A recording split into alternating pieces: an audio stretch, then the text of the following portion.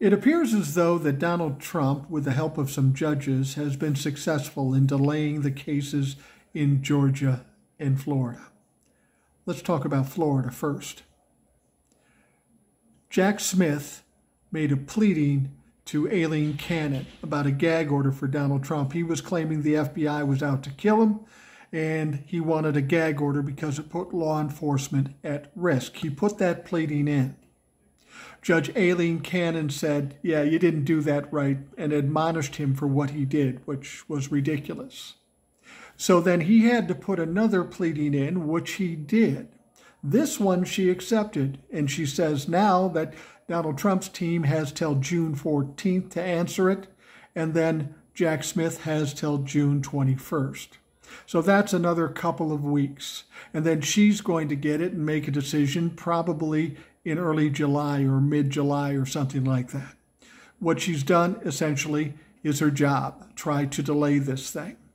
And then we go down to Georgia. Fani Willis, of course, Republicans and Donald Trump were trying to get her to recuse herself or get her kicked off the case because of that relationship she had.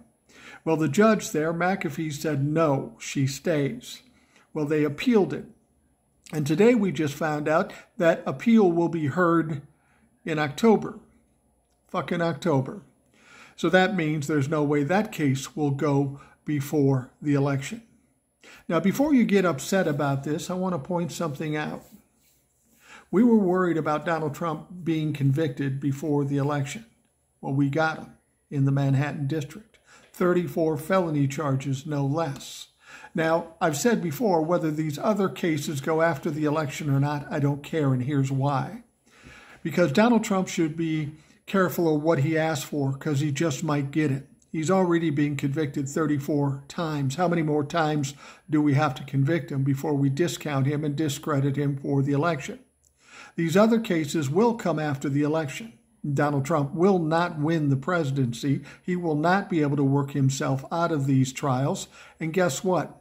When he goes on trial, when he's not president, when he's not running for president, he's at his most vulnerable. He's got 34 felony charges. He's out of money. He's lost the election. Okay, you want to put him on trial now? Good, because he's got nothing to fight back with. He is at his most vulnerable.